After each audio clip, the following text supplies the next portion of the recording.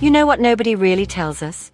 That during menopause, our heart doesn't just keep beating the same way it used to. It's almost like it whispers, "Hey, I need more care now." And the crazy thing is, most people immediately think about medicine, pills, or some prescription when they hear the words heart health. But the truth is, your heart has a language of its own. It responds to signals from your everyday life, and those signals can be way more powerful than any pill. Think about it for a second.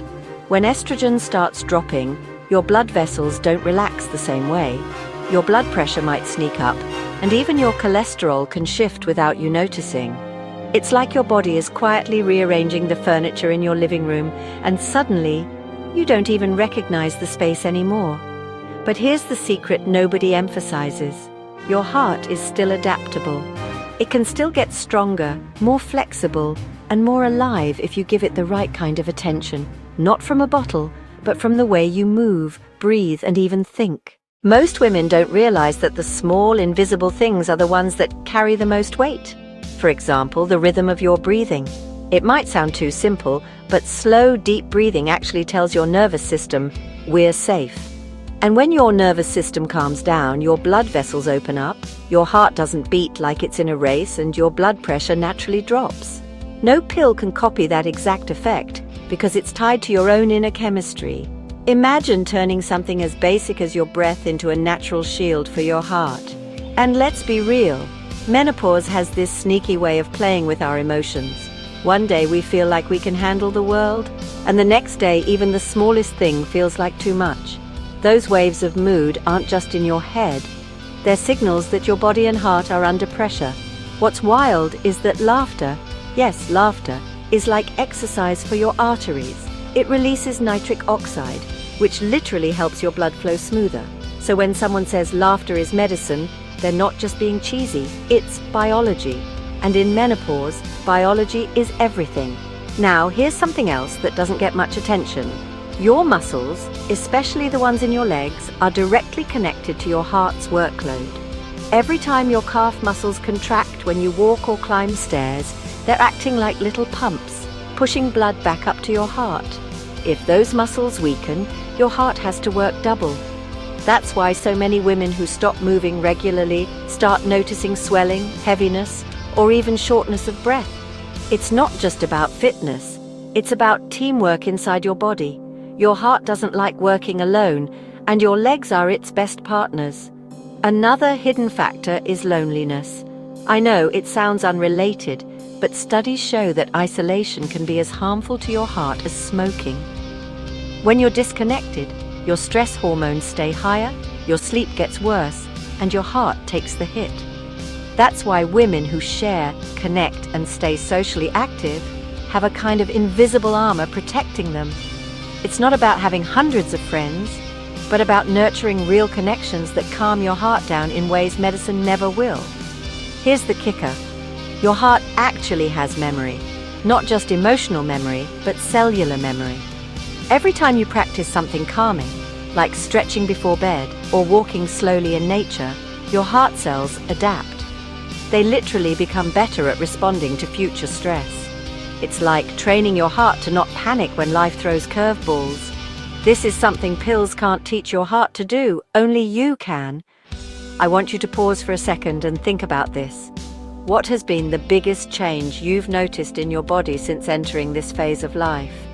Have you felt your heart beating stronger, faster, or maybe skipping a beat sometimes? These moments matter. Share them in the comments because your story might be the exact one another woman needs to hear today. And let's be honest, when we start talking about these things openly, we realize we're not alone.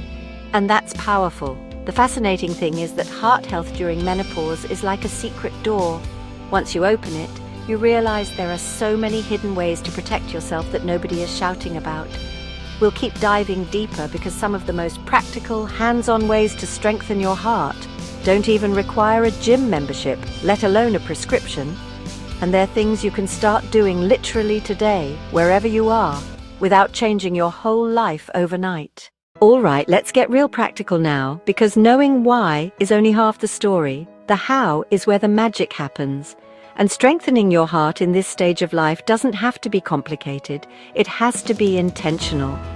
One of the simplest yet most overlooked tools you already have is walking. Not running, not sprinting, just walking with purpose. When you swing your arms and feel your feet pushing the ground, your blood vessels open up like they're saying thank you. But here's the secret. It's not about walking endlessly. Even 10 to 15 minutes, 2 or 3 times a day, can train your heart to stay flexible. Try walking right after a meal. Your blood sugar will thank you, and your heart won't have to fight those spikes that can sneak up during menopause. Another game changer is stretching. You might think stretching is for flexibility, but the hidden benefit is circulation. When you stretch your chest open, roll your shoulders back, or gently twist your spine, you're giving your blood vessels more space to breathe. Your heart doesn't like stiffness, it likes flow, and the more flow you create, the less pressure builds up. Imagine ending your day with just 5 minutes of slow stretches, letting your heart reset before sleep. Speaking of sleep, here's a truth bomb nobody talks about. Lack of deep rest makes your heart age faster than anything else. During menopause, sleep can feel like a roller coaster, night sweats, tossing, turning, but one trick that works wonders is cooling your body before bed. A cool shower, lighter blankets, or even a few minutes of breathing with your hands on your chest. When your body cools down, your heart rate slows naturally and you slip into deeper rest. That's when your heart repairs itself. Food is another silent language your heart understands. I'm not talking about going extreme with diets or cutting everything you love. I'm talking about adding things that make your arteries feel safe. A handful of nuts, almonds, walnuts, cashews, work like polish for your blood vessels. Berries, especially blueberries and raspberries, are like tiny soldiers fighting inflammation inside your arteries. And here's something unusual. Dark chocolate, the real kind, not the sugary one. Just a small piece can relax your blood vessels and lower pressure. It's indulgence with a purpose. Hydration is the sneaky villain in all of this. When your body is even slightly dehydrated, your blood gets thicker and your heart has to pump harder. That's why women who drink more water often feel less tired and dizzy. Try adding a pinch of sea salt or squeezing lemon into your water. It helps your body actually absorb it instead of just flushing it out. Think of water as the oil that keeps your heart's engine running smoothly. Now let's talk about stress, because stress during menopause hits different. It's not just mental, it's physical, hormonal, emotional, and every spike of stress is like pressing a fast-forward button on your heart's wear and tear. The simplest tool to fight it: your hands.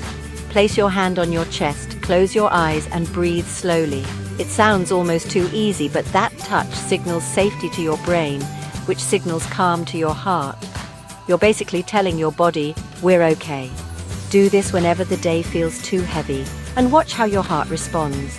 And here's one more powerful, but often ignored practice. Nature.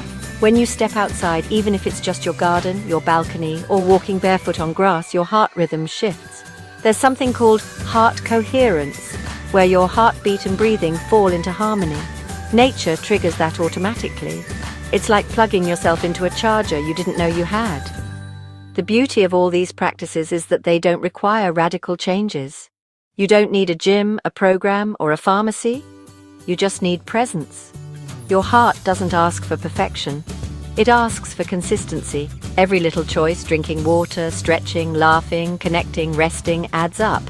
And the sum of those choices is a heart that doesn't just survive menopause, but thrives through it. So here's the question I'll leave you with. What's the one small thing you're willing to try today to show your heart some love? Drop it in the comments, because I want this space to be full of women sharing real actions, not just ideas.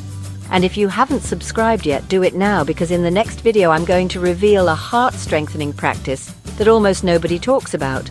But once you learn it, you'll never look at your body the same way again.